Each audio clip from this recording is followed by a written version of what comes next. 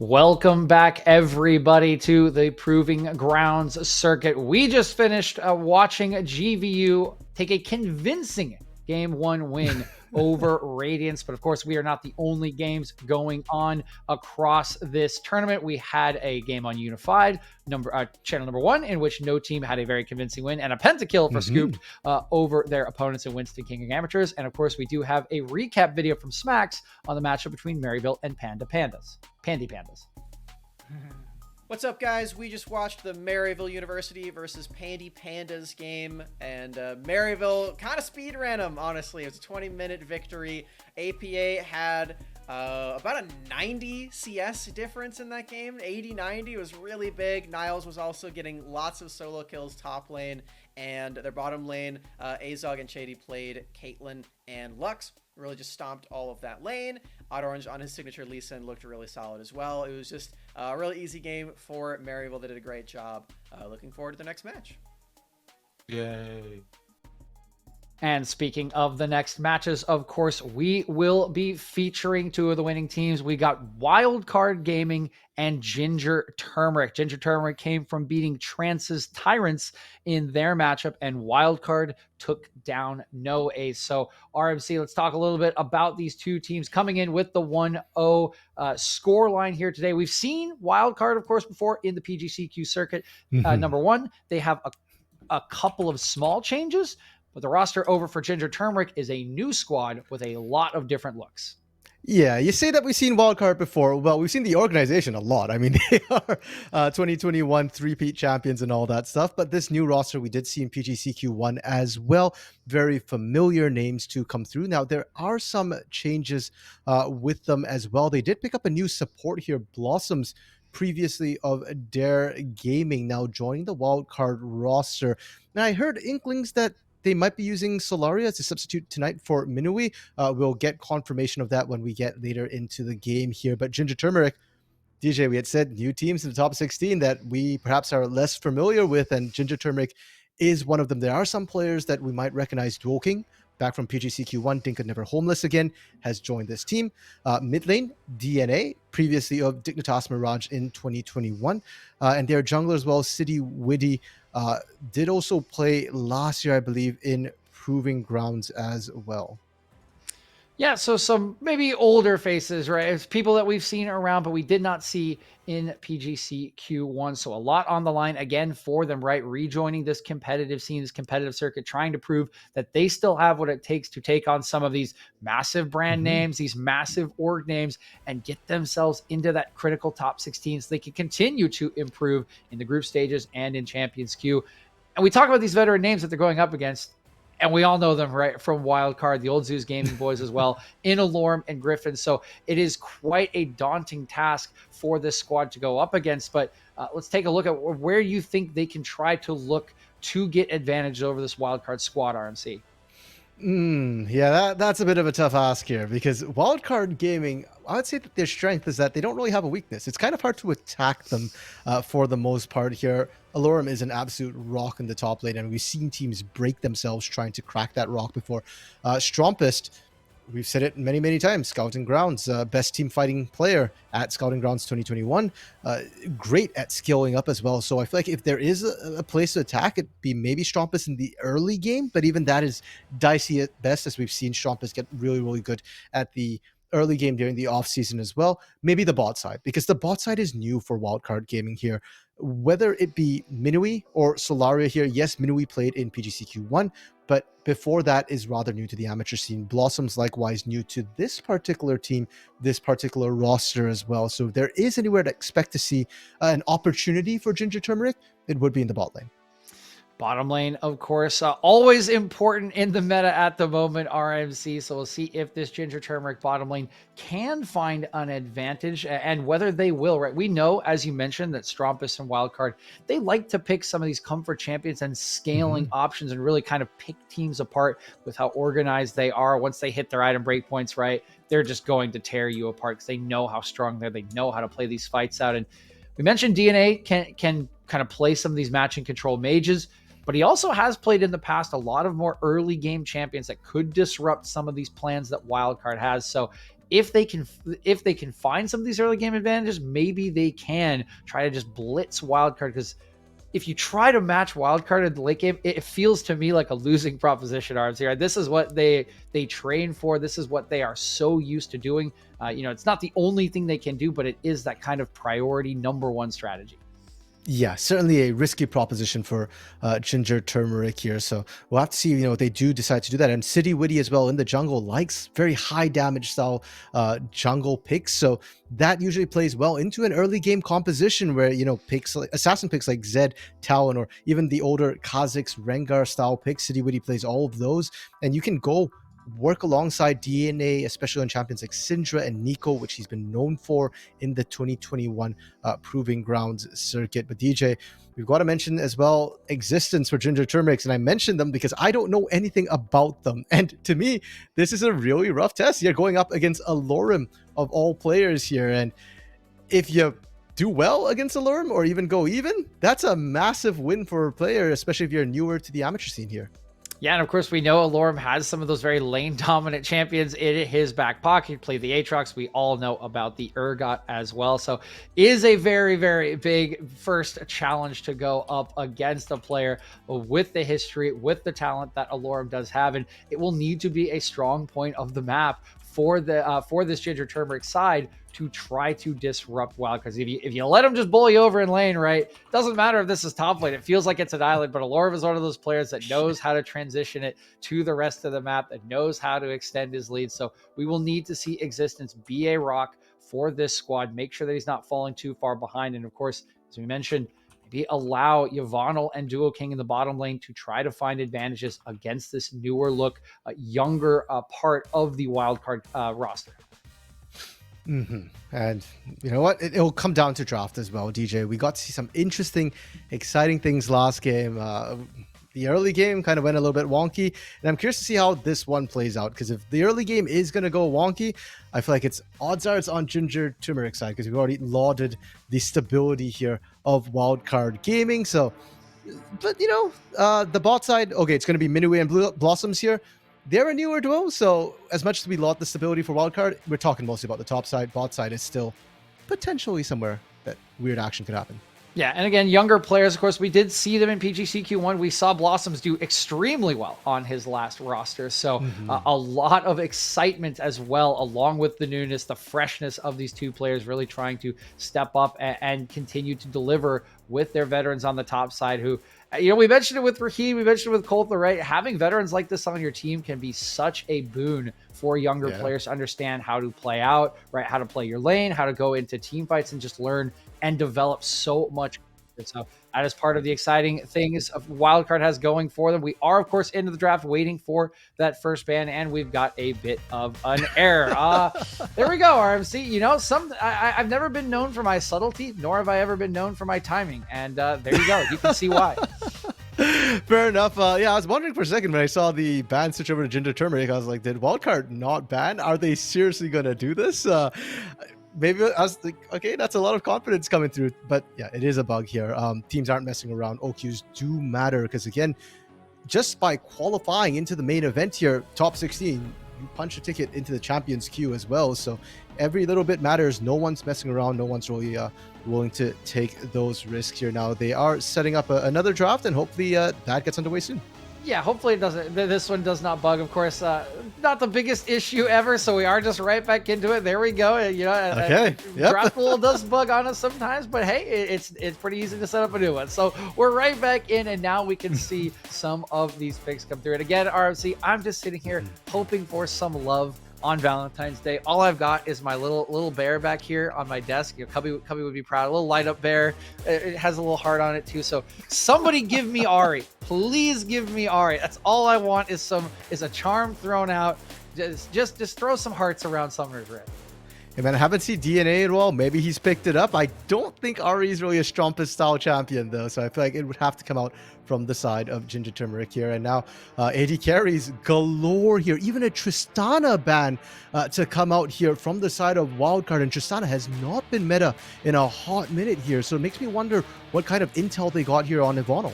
Yeah, that feels like a very targeted ban at Yvonne and 380 carries. So they are really, we talked about the newer, right? Of course, we see Minwee in PGCQ1. We saw him a little bit on Wildcard Developmental last year. Newer 80 carry. They're setting him up for success. So maybe we are going to see a very different look, and Wildcard going to spend their eggs in the Minwee and Blossom's basket. Let this newer look bottom lane absolutely take over. On the other side, though, 280 carry bans. So we are just, you kind of said it in draft RMC. We are all about this bottom lane and Gwen. Yeah, and Gwen. And the Gwen here, I don't even think is targeted at Alorum, the top lane necessarily. Alorum didn't play too much Gwen before, not really known as a Gwen player. But Gwen has migrated to the jungle now, and she's an absolute menace on late game skilling comps, particularly here, which is, as you mentioned before, Wildcard's bread and butter now. Because the entire AD carry champion pool we're used to seeing, Caitlyn, Zeri, Jinx, Aphelios, all of those got banned.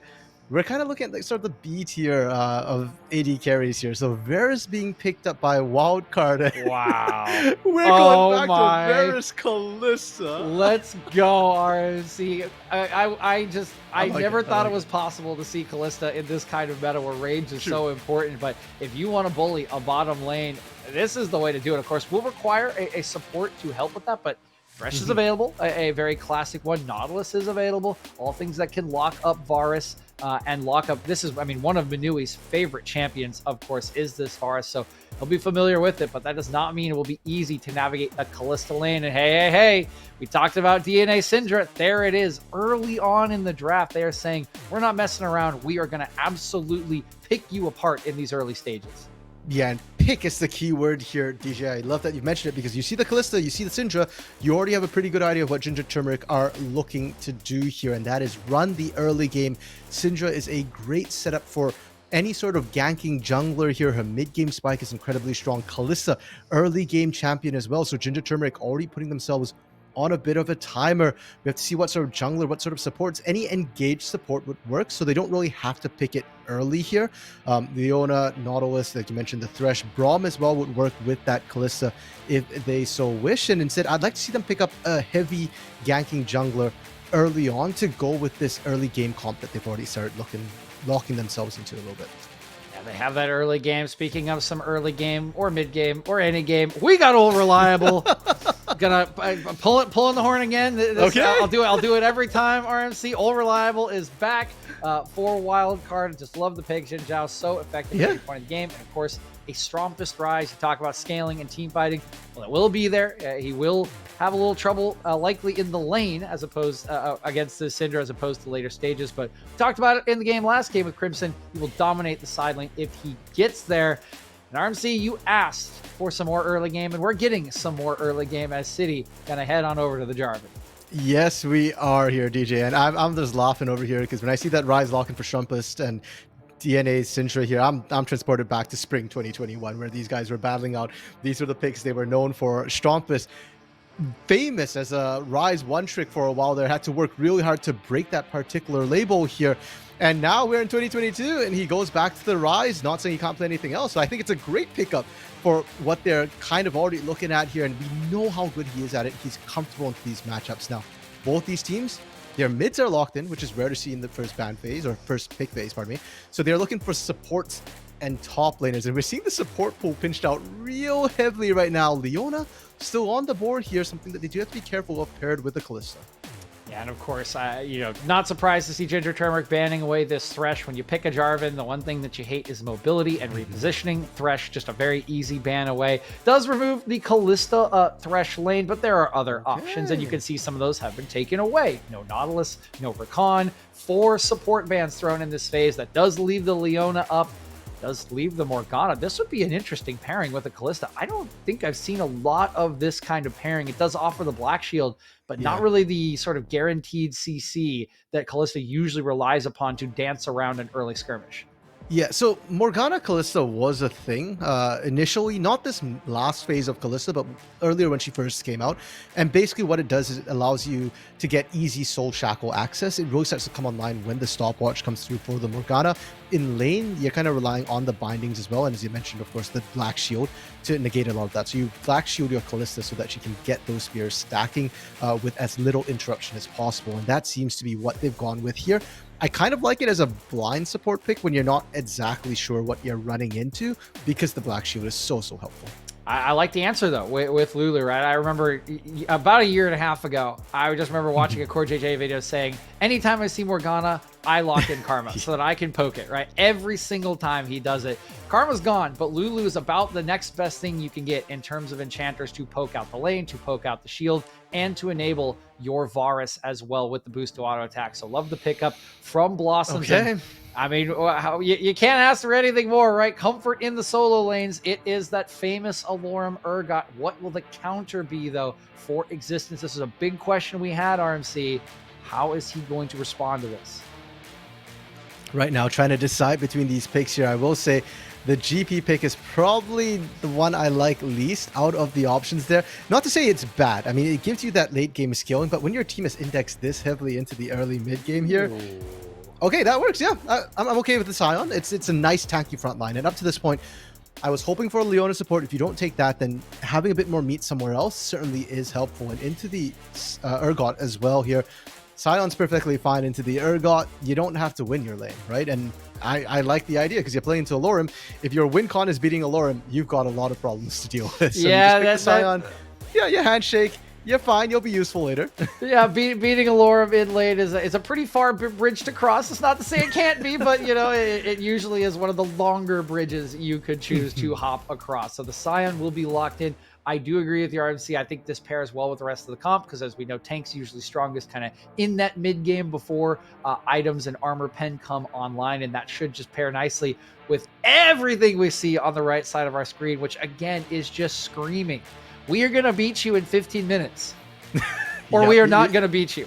That's like that is as simple as it gets here, RMC, right? Syndra in a side lane against a Ryze does not sound like a fun time. Trying to flash in as a Jarvan if you are behind does not sound like a fun time. And the range and the power of the team fighting from Wildcard will just turn on kind of past that 2.5-ish item mark. So there's a timer here for GTC, but I love that they are throwing down the gauntlet and saying, we back our skills to compete with this. We back our skills to overcome this obstacle and move to that 2-0 record. Yeah, and part of this, I think, is also just when you're playing against a higher seeded team, a team that is expected to win for the most part, you've got to introduce volatility, and you introduce it however you can. And if it has to be an early game draft from you, that's what you roll with here. And when I'm looking at Ginger Turmeric, yes, we are very focused on, of course, the Kalista in that bot side as being an early game pick for you, Ivano here. But I'm also looking at this Syndra quite a bit, partially because of Strumpus and what I've seen of Strumpus on the rise. You can't shut Strumpus down for very long. So I want DNA to not just win his lane. I want him to get the ball rolling in somebody else's lane as well here. Go down to that bot lane, bring City Witty with you, bring the whole family down to that bot lane, get the Kalista rolling, shut down the Varus, find a lane that you can exploit here for Ginger Turmeric.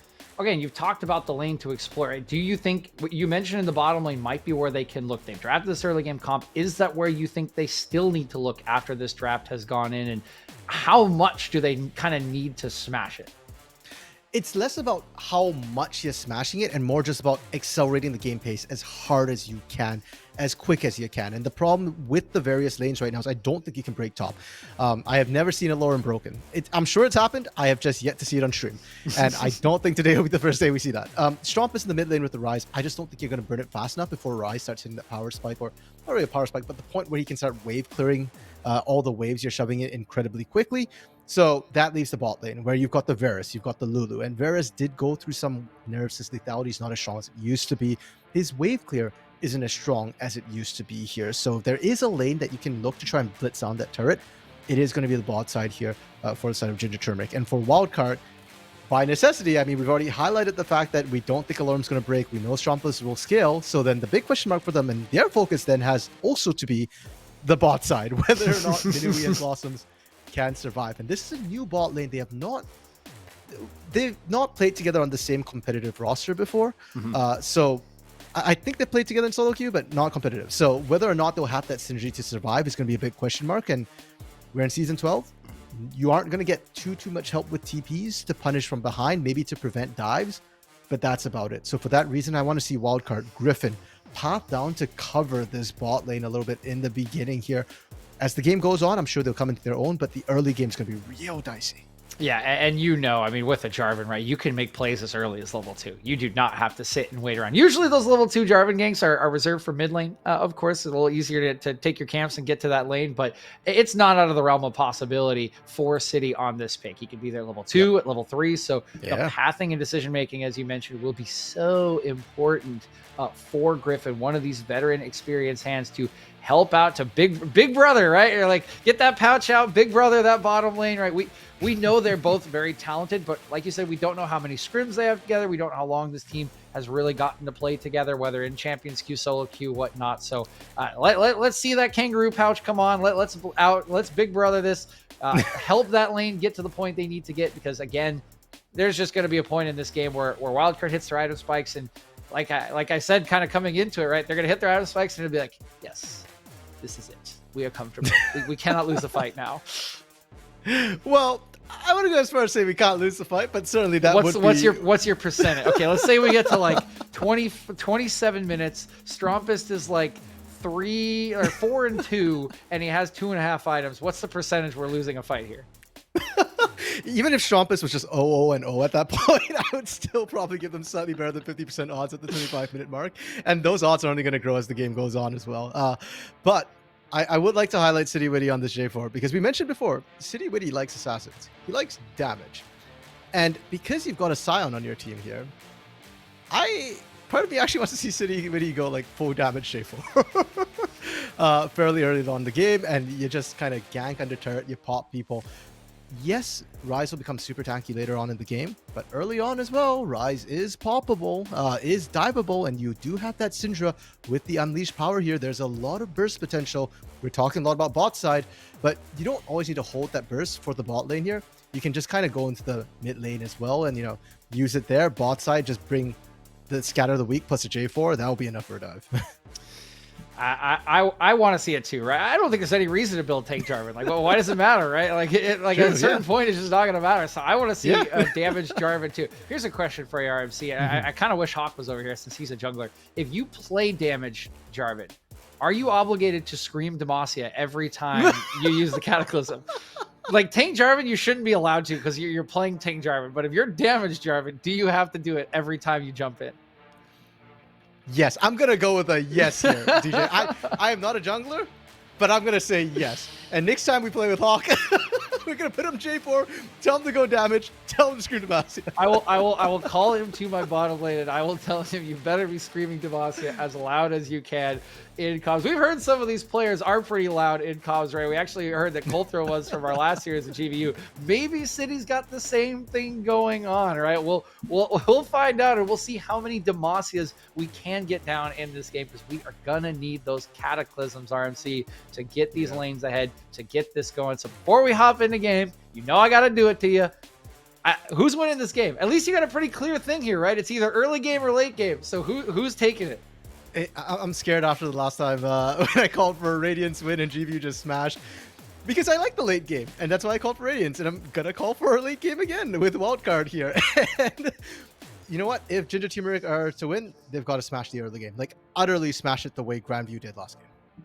All right. Well, this time around, RMC, I'm going to also stick to my heart, because you know me as like when we were doing it for GVU all of last year, I was casting Wildcard, right? In their circuit games. So like, I got to pick Wildcard here. Like I can't not pick Wildcard here. So we are definitely, we're both on the Wildcard train. I think they will move to 2-0, but I am very thrilled to see what the side of Ginger Turmeric can do in this early game. I'm excited to see two very distinct drafts in this game. And one other kind of small thing to mention is I did cast a Ginger Turmeric team in Summer NSG Championships last year that won the whole thing. So I'm not necessarily that far removed. I've cast them before as well, just maybe more on the wildcard side. Was it this particular roster? No, they had different players. Concept was actually on this. Concept was on that team now at Immortals Academy as well. So he actually got a nice promotion. Captain Shrimps was their mid laner on that one. Hey, very nice. I want to know, like, what is this Ginger Turmeric team? Like, what's the aura? Because I like the name, and I've heard that, it's because they're spicy. But is that really why they picked the name?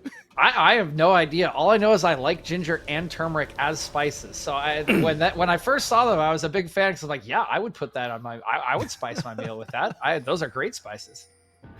Okay, for now, though, we are into the game. No level 1, though we did see Ginger Turmeric again rush down to that bot side, get that early control ward, or pardon me, just the ward to control the bush there. And we've seen the success that had. That was range into melee, but this time it's range into range, and they're just trying to get Ivano the best chance they possibly can to try and take over. Yeah, again, we'd mentioned that double range. This is kind of the same setup that GVU had. Of course, they were playing into a semi-range. This is a double range bottom lane from Wildcard, but they will try to use that bush to their advantage. Take a look at where Wildcard put down their vision. It looks like they're defending against a level 2 gank RMC. Look at that little ward right there, just on the corner by the Pixel Rush in the top of the river. That placement's actually very clever because you can't just place it in that brush. You have to place it towards the edge to make sure you catch the full avenue. Otherwise, City could slink in at level 2. Yeah, absolutely brilliant. And you can tell that they've done their research. We should note, DJ, that it's not Blossoms playing this one here. Solaria is actually playing support for Minui, and Solaria, well, she's an AD carry main, so we've got 2 AD carries in the bot side here. We already had questions about how Minui would be able to perform with Blossoms. Now there's bigger question marks down here at the double AD carry. The double marksman's trying to lane this bot lane here. Yeah, we've got those two. So Solaria is in, has played comp before RMC. It was a while ago, back with UWO, and then had a couple of stints with Wildcard Developmental. Now getting in Proving Ground Circuit 2. And of course, they're coming off a win. So if this was the setup earlier on, there's already maybe a little bit of synergy, a little bit of momentum for this lane. And they do have double range and the scaling advantage. So we'll see how these two can combine. And of course, always that third party going to be part of this bottom lane. Big brother Griffin, and I need to path down to help them out whenever City's in range. For now, though, Existence getting bullied out by Alorum. It's what you come to expect with this Urgot pickup. We've been so focused here, DJ, on the fact that Kalista, Syndra, J4, they need to get off with some really strong early games here. But Urgot is another lane bully who doesn't scale amazingly well. Oh, bot side? Okay. You're fine, right? Yeah, You're nice fine. binding going to land. City's around, but because this is so split, it is a little bit tricky to try to take this. But there's the prio from DNA. Oh, they're going to fight over the scuttle. We could see a very explosive fight there. 4 members down here flashing in as Griffin. Going to connect the wind. Oh, God. Going to connect this W. Going to get stunned up, though. And this is the early game power of this composition, RMC. Wind becomes lightning. I don't think so. The lightning is on the side of Ginger Turmeric. And that was such an interesting situation because Ginger Turmeric's early game is so strong here that Wildcard shouldn't want to fight this, but Wildcard actually managed to get the split, and you could tell what they were looking for. The calls to go in on City Witty, to go in on DNA, but it didn't happen. Solaria, Minui weren't quite in position to be able to take advantage of that, and because of that, Ginger Turmeric not only get out alive, they even managed to donate the kill over to Ivano, who sniped it, I believe, with a Q over the wall there. Yeah, that is just a brilliant start for Ginger Turmeric, exactly what they have drafted for it. And I'm with you, I'm a little surprised that there was so much prio on that Scuttle Crab for Wildcard. Yes, there was potential of getting double scuttled, but it's not 2021. You don't lose the game if you get double scuttled anymore. You know, that does not have the amount of experience it once did for junglers. So I do think it would have been just fine to give it up, but clearly deciding that was a resource they needed to get flashing in forward and getting quickly punished by some nice play from both DNA and City. And for Ginger Turmeric, this is excellent for them. They're going to be so happy. Ivano back in lane now with the Berserker's Greaves. And Kalista's build path is kind of interesting because her power spike comes a lot sooner and more consistently in the early game than a lot of other AD carries. You're not necessarily waiting for that 2-item power spike to really come online here. Already with the Berserker's Greaves, you can start to run this Varus, run this Lulu down as well here, and that's going to be a problem for Minui. For Solaria, no summoners were blown, so everything's still up and available if a fight were to break out, but I'd still favor this Kalista Morgana in that situation. Yes, I mean, so would I, right? We talked about favoring that in the lane before they got the early kill, before they had an item advantage, and oh boy, Solaria gonna get rooted up. Unfortunately, Solaria does not have Cleanse. Ignite will tick down this Lulu, but can Minui trade back? Yvonne was super low after dancing around the turret, still has his heal. He'll get himself out to safety. Oh, now Alorum actually getting chased out by Existence here, and how the tides have turned. Last time we looked up, Alorum was winning this. Flashing in, Q. There's the flash Ooh. away from Alorm. Got clipped by it, but there is a little bit of distance. Gonna prop his second potion, and he will just scuttle his way on out there with the 6 legs. So was a little bit of a dicey or spicy situation, I should say, against Ginger Turmeric, but Alorm, he knows his limits. Yeah, we're talking about boomers from last game here. DJ Alorm's a real boomer in the scene. He's really been in the scene for quite a long time there, and the experience is definitely showing. I thought he messed up a little bit with the late flash, but he knew he was fine, and even now didn't actually go back, just picked up those honey fruits, and he's right back into lane. Doesn't want to let Existence set up a massive freeze, doesn't want to lose out on a massive amount of minions here. Yep, and he'll just push it on in, be just fine to take his base, and level 6s will be there pretty soon, where we will get that fear beyond death that he is so known for. And level 6 will also be very important, of course, for the junglers. We haven't seen any action from City since that bottom lane skirmish that netted them the 2 kills, but his level 6 is not that far away with Cataclysm enabled. Just that much more gank power, especially against flashless members like Solaria. And it really feels like both junglers, after that initial scuffle there, just decided, you know what, we're just going to power farm for now here. There's no need to force any action. Yvonne's well and ahead for now. But now that DNA is level 6, I think you could look for that. You could look for a quick punish here. Stompist and DNA just dancing around, taking a chunk out. Always going to be a little scary when you're taking chunks of mid laner against Syndra, but hold on here as the veteran duo. Zeus duo trying to steal away a red buff, trying to be sneaky. I think they're going to get it. And City, oh yeah, City's going to find out right now. Strompist even has push, so there's nothing he can do about it. DNA actually loses push for a moment, and it's a nice little steal away there for Wildcard. Yeah, which they have no business taking, considering that City right now is up multiple camps as well as up a kill here. That seems a little early for Existence to use his unstoppable force, and he's in trouble. He's just going to go down to Alorm, who's going to hike himself on out. I don't think there's any follow-up. Nope, and that was done without Fear Beyond Death being used as well, so Alorm still has that for when Existence comes back into lane.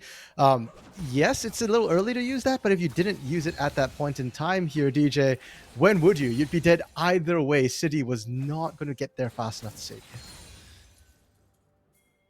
Probably is the case. I was just so used to solo queue. I've seen them like walk at my jungler and then not having positioning behind them, so they just wait and they wait and they wait, and then you hit you hit that R button. You just train your way on out, screaming cowards the whole way, even though you're the coward running away. You got to still scream it at them. No, Existence went in. He didn't. There was no coward there. He was just engaging onto Griffin. That's all that was. And now, once again, Wildcard Gaming, they are getting better control of objectives here, despite the situation that they had in the early game. This time, Alorm is stronger. Did come back with that TP, and City, the flag is going to see it being taken, but they want none of it. And can City try and find an answer on the other side of the map here? You do have that strong bot lane. Ivano is shoving really, really hard, and DNA had a bit of a shove going in the mid lane as well. And this is just kind of looking like a wild card early game, right? They had that hiccup over the scuttlebug here in the bottom lane, but everything on the top side going fine. They're finding these little windows to steal things away. They're using their power and their understanding of the macro. We've seen this so many times before from Wildcard. And Minwee, he's still got cleanse. He's still got flash. He's just clearing the wave away from distance. The question really is, this Drake now available? Will Ginger Turmeric even look towards it, or are they just going to keep trying to find picks? I don't recall seeing the Realm Warp being used here, DJ, from Strompus. But, oh, okay, yeah, this got taken. And I was actually thinking, are they looking for a bot side gank from Strompus here? They're moving Strompus, they're shading down here. But without the Realm Warp, I don't see how they're going to force this gank with all the vision that Ginger Turmeric put down. Yvonne's still just pressuring in. Strompus heads back to mid lane, so it's just more press from the bottom side of Ginger Turmeric. And I gotta say, RMC, right? We were really excited when that kind of fight over level 3 over the first Scuttlebug came about, because we've been highlighting how important the early game is for this Ginger Turmeric composition is.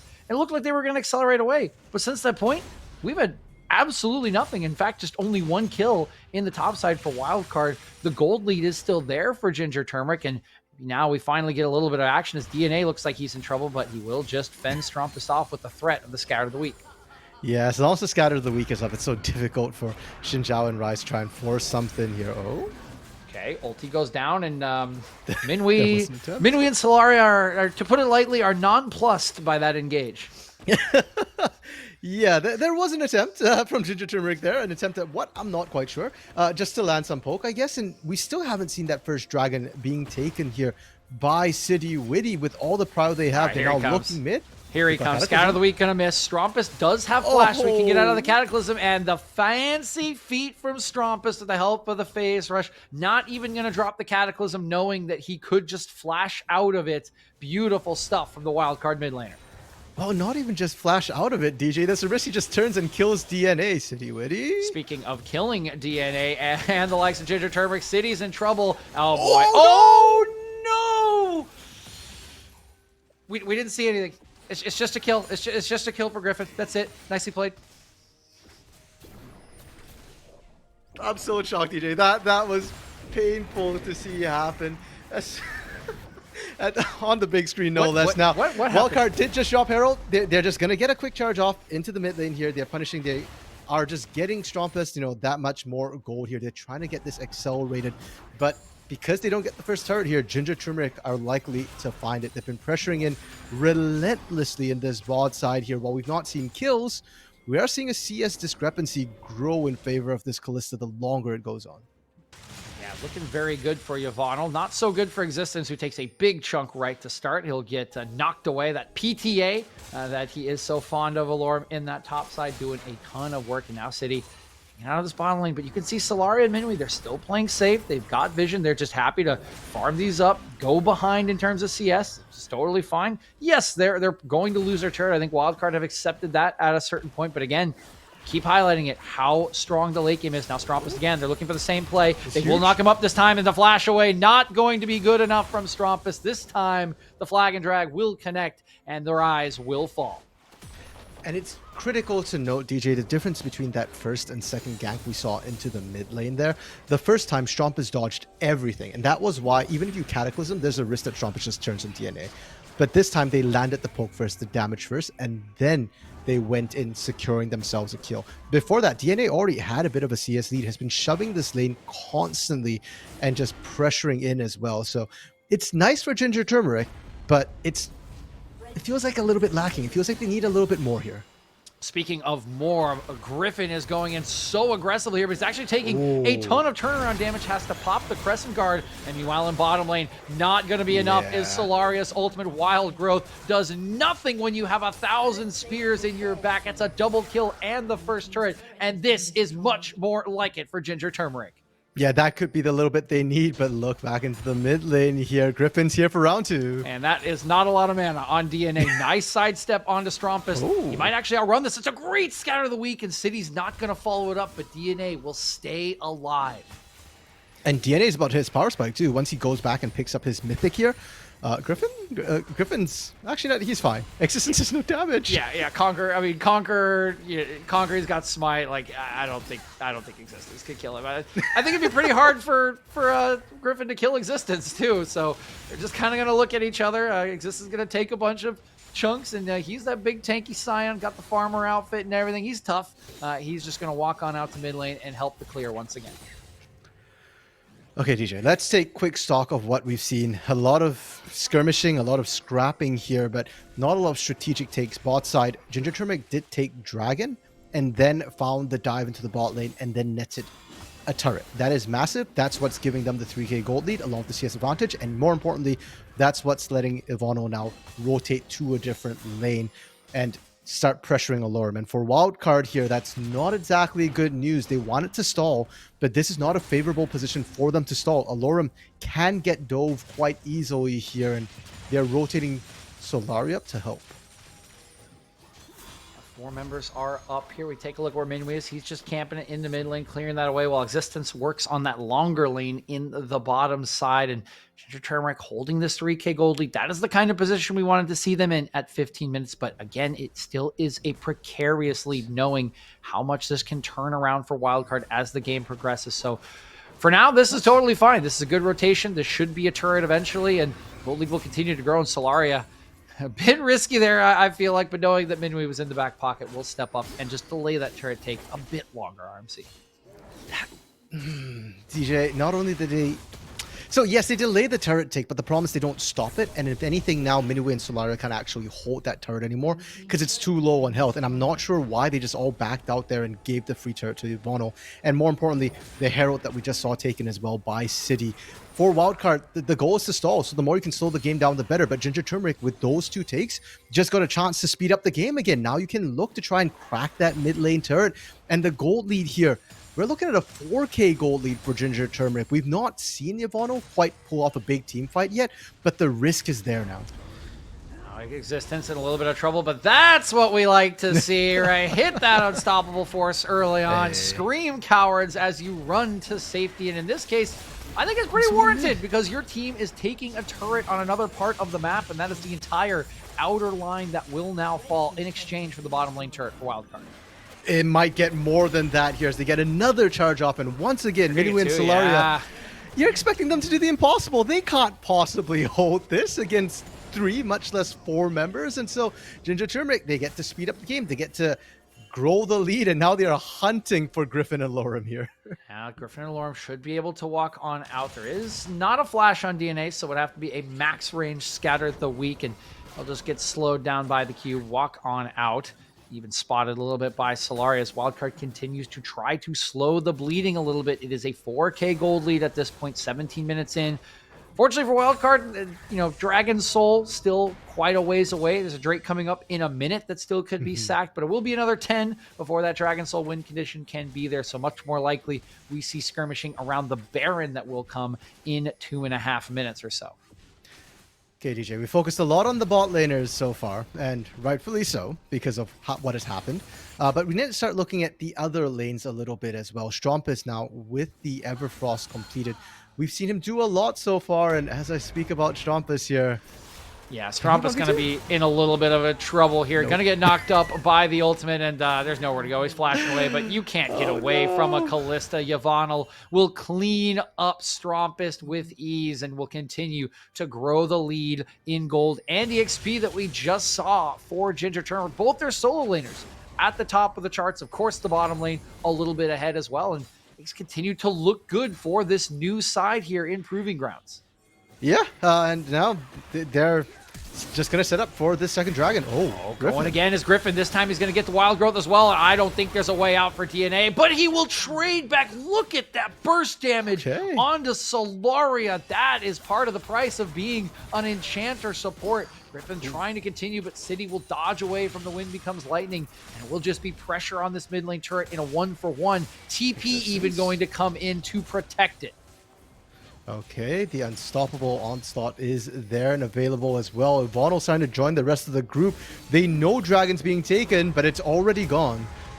Okay, Root gonna land though right into the CC chain. Nice field being created, and the zoning from Existence is way too much. There's even a Cataclysm coming down onto a now flashless Griffin who will be punished. This is a beautiful blitz from Ginger Turmeric. They lose the Drake, but they pick up 2 extra kills. And Wildcard Gaming should be glad right now that this happened now and not a minute later. If this had happened a minute later, Ginger Turmeric would be on that Baron as well. And that Baron is Ginger Turmeric's win con here. The last push into the base is going to be the hardest. They don't have the best range for sieging here. Callista needs to fight on open ground, but they've got all the advantages they need to fight on open ground. And Wildcard, I was going to touch on the fact that Alorum's picked up the Hellbreaker. Strumpus is starting to scale up a little bit, but because of the Hellbreaker pickup from Alorum, they're not a team that wants to team fight here.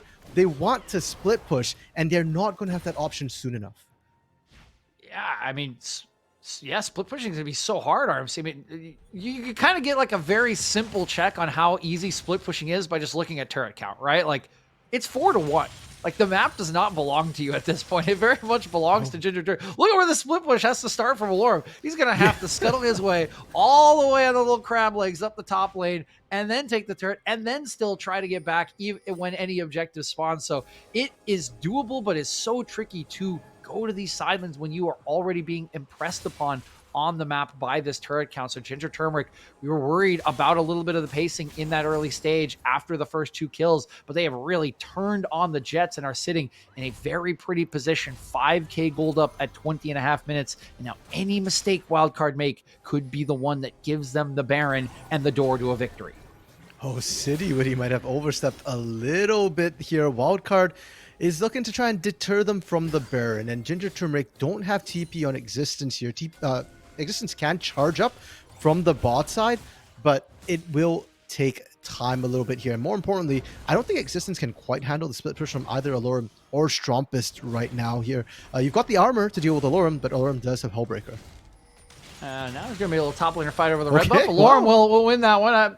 Was Thank you always for a the little in leash. his favor, I feel like. You know, there's not a lot of damage on Existence. He kind of needed a max charge Q, but I guess thanks for the leash, says Alorum, and Yeah. we'll go back to farming out in the side lane as we're now in mid. Ginger Turmeric looking for that pick that we mentioned, right? That would send them to the purple promised land of the Baron push, but not quite going to find it just yet. And again, with no Drake up for another 2 minutes and really no soul threat, it's just about this Baron RMC. But they don't want to wait Here we around. go. They want Wildcard to be drawn to them. They are just going to hop on it. Alorum does have TP to come fight. How It's will coming through. Wildcard respond? Here comes that teleport. Trying to get in, trying to split up, and they Okay. will go in. Griffin going on to a black shielded Yvonne. Oh. He's just fine dancing around the fight at the moment. Oh. Got to keep your eyes on Yvonne as he's already got one. Strompus will trade one back, but Yvonne is still just giving a barrage of spears. He's untouched in the backline. It's all down to the solo laner for Wildcard, and they don't think they can do it. They are headed for the hills Oh, now, Strompus. flashing over his existence, and Strompus will find himself with a gray screen. 4 members down for Wildcard. It's the spicy crew of Ginger Turmeric that are turning to the Baron. Yeah, and they're going to be able to take this. They've got a massive tank in that Scion here, and Ivano on the Kalista. You just stack those spears up, and a single big rend is going to out-damage any smite at this point, even if Griffin was up. And DJ, that was massive. I was thinking Ginger Turmeric should have just pulled the trigger about a minute ago. There's no reason for them to dance around. We already said the Unstoppable Onslaught's going to let Existence get there in time, and that's precisely what they do. Wildcard burnt TP as well from Aloran to try and get there. They won't have that available, and now they'll be facing the 8k gold onslaught of Ginger Turmeric here, pushing in, and with this burn buff, Ginger Turmeric really want to crack an inhibitor. Everything in Ginger Turmeric's hands now, RMC. We were wondering if they could put enough pressure in the early game onto Wildcard, and the answer has now been definitively yes. The job is not done, but all of the tools are there. The map is open. 4 turrets are already down. The Baron is in their hands, and look at that gold lead just continually growing over the early game. It's now stretched out to this 7,500 gold lead. It is, even for a scaling composition like this, it's going to be so hard. It takes so much time for Wildcard to get that back in position. I mean, what is Griffin going to get done here? I mean, this is a 2.5 item sign, or it's a 1.5 item sign. It doesn't matter. Meanwhile, Solari is already going down to the scatter of the week. It's a great stopwatch from City, and this means the base will be cracked open. There's no front line remaining. Strompus has come up here to disrupt the second lane. It looks like they should get Existence, but what are they going to lose in return? Gonna hit the ultimate and get themselves into the base, and oh boy, will they even be seized upon here as it goes in. Lance. Nice dark binding. That should be the death of Griffin. No, it will not. He's just gonna go straight on DNA, but Strompus goes down instead. Can he get a second Griffin? He will, but he will die as well. Very, very low amount of members here, but it's just Minwi against the 2. Solaria comes back up, but they don't even care. City's just going. Yeah. City's trying to get on Minwi. He can't quite get it done. It's a good polymorph as well. Yvonne a little bit low, and a huge snipe from Minwi. This will chase Ginger Turmeric out of the base. I think they might even be able to get onto Yvonne. There's the slow. This is going to be a shutdown, and maybe the tides will turn. 1,000 gold goes into the legs of Alorum the Crab. Dragons up as well. Objective bounties are up as well for Wildcard Gaming. So you're not taking the dragon here just for the buff. You're also taking it for the gold. And Ginger Turmeric playing around their food a little bit too much there. Just focus down the turret. That's all you need to do. But they'll still be happy with that Baron push. Sure, the power play isn't as big as you'd like, but not only did they crack that inhibitor we were talking about, they've also managed to crack one with a Nexus turret. Oh no, it didn't fall. So the Nexus turret is really low, but it didn't fall. So it's just the inhibitor for now. Yeah, that will feel like a boon for Wildcard, of course, not to have your full base cracked. It's just one inhibitor. You will definitely feel like you can sustain this. It's not the biggest amount of pressure, and it's in the mid lane. I mean, a lot of times this just feels like free farm to scaling compositions, right? RC, it's kind of hard to use that as a punish. We'll see if Ginger Turmeric can find the angle and pressure points to do so. but I think that's about as well as that defense could have possibly gone for Wildcard. I want to agree, DJ, because it did go better than I had originally expected, but still, it's not ideal. And it goes back to something that we've been saying from the beginning of the game. Minui and Solaria kind of left to dry here in a punishing lane. And unfortunately, Minui and Solaria have not been able to catch back up throughout this entire game. They've been funneling the gold still towards Strumpus. Alorum's been picking up a lot of gold as well. And so this Varus, this Lulu, they're not able to hold against the Kalista, and yet they were expected to do so once again when Strumpus and Griffin weren't with them. So really, they're not being set up for success here, and they're really struggling. Oh, wow. I mean, okay, Realm Warp going to be proc. I mean, Strumpus can get this done over a long period of time, RMC. I mean, like, how many cycles of spells would this take? I know it doesn't have MR, but, like, it's still a Scion, and meanwhile, there are 4 members pushing up here. It's not a Baron empowered wave, so a lot harder to siege. This is where the range you mentioned comes in, but Solaria's just dead. Goodbye. Scatter the Weak into the R button. Classic Syndra things in DNA showing his proficiency. Didn't even get the chance to press R to wild growth there for Solaria. Now, the Lulu's not the most critical part of the hold here, so they can still try and defend the turret, try and wave clear, but the TP is going to mess that up. Going into City, he's almost certain to go down, but he does have the Resurrect. GA will be popped, and that will net them a turret. Flash in, Duo King going to land a nice Dark Binding. This just creates more space as they work on this inhib. Will not quite go down. Existence will probably get it in the death form, but can they win the fight? It's a big Cataclysm onto 3, and now Yvonne can unload. Is there enough damage? Oh, look at Minwi getting the snipes down. That's a second member down. This all has to be now on Yvonne as another Dark Binding will land, and for the second time, Wildcard will chase Ginger Turmeric out of their base, but it does come at the cost of a second inhibitor.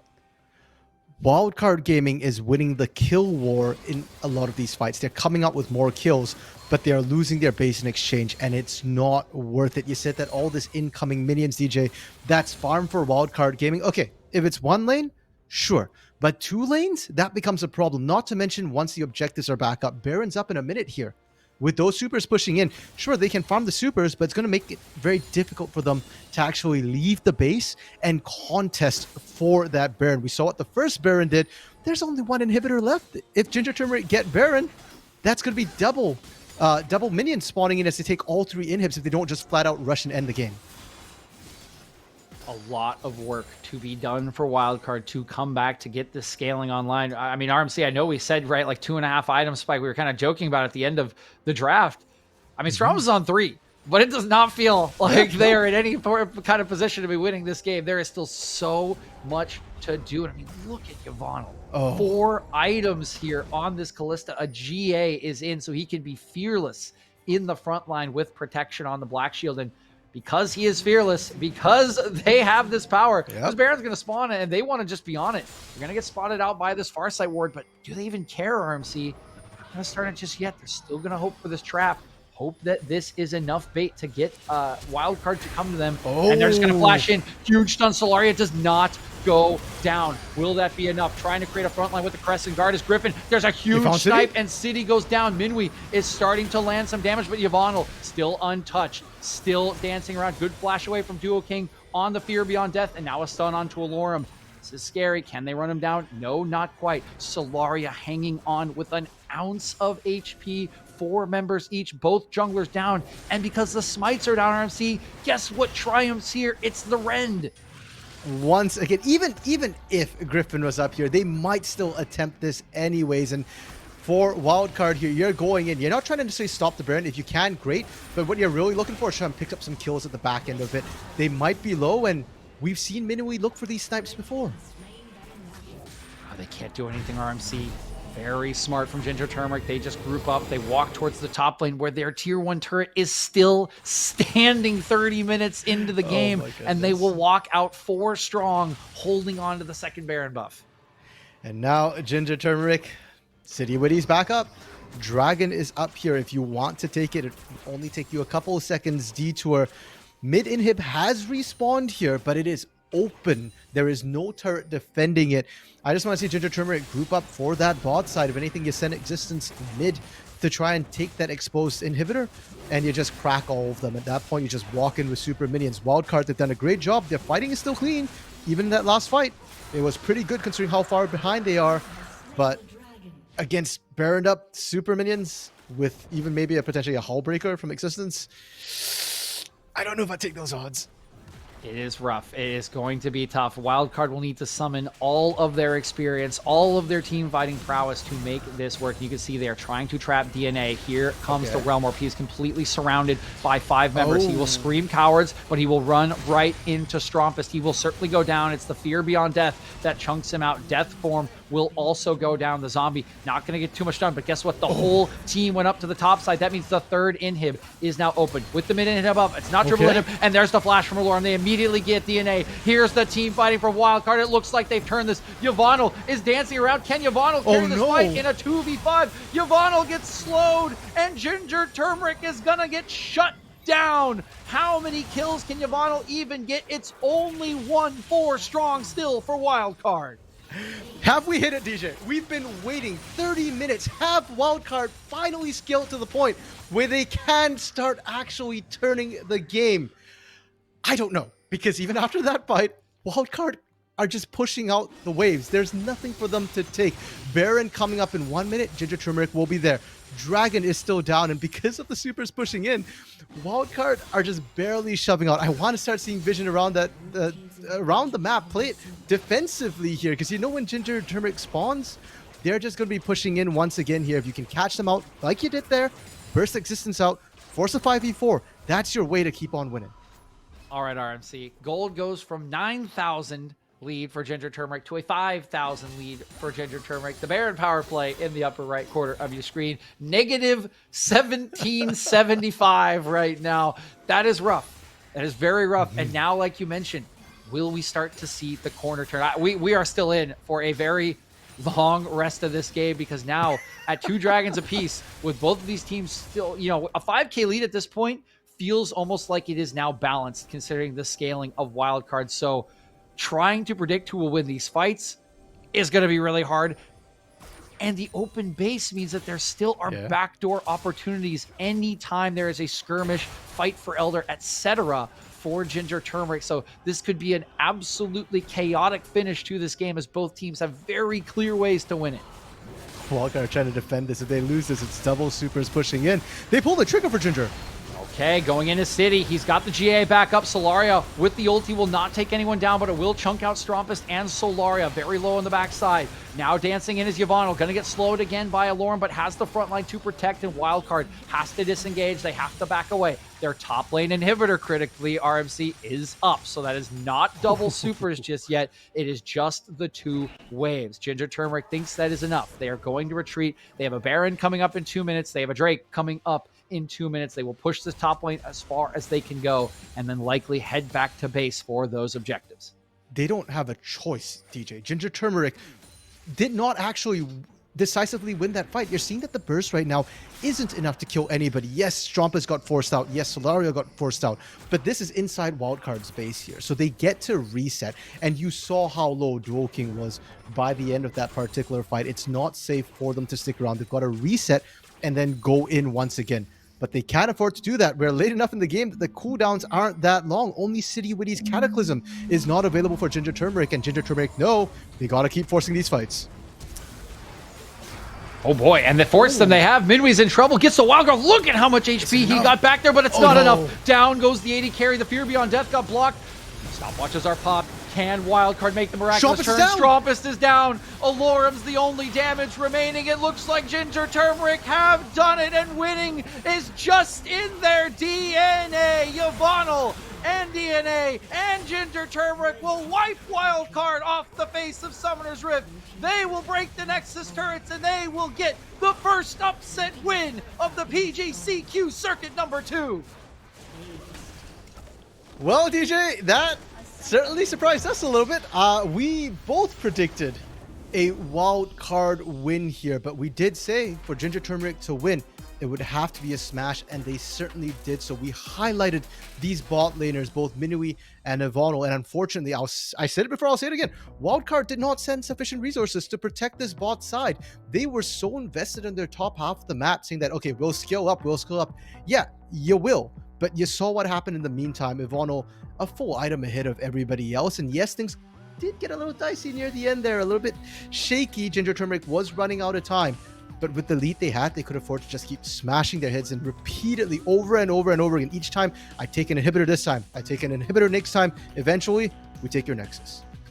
Yeah, it really was. There was just not enough. There's not enough big brothering, right? The pouch wasn't there. They're like, hey, here's the pouch. Like, no. This pouch goes elsewhere, right? This pouch is for other things. And Midway and Solaria did, I think, about as much as they could have to try to survive that lane and give time to Wildcard.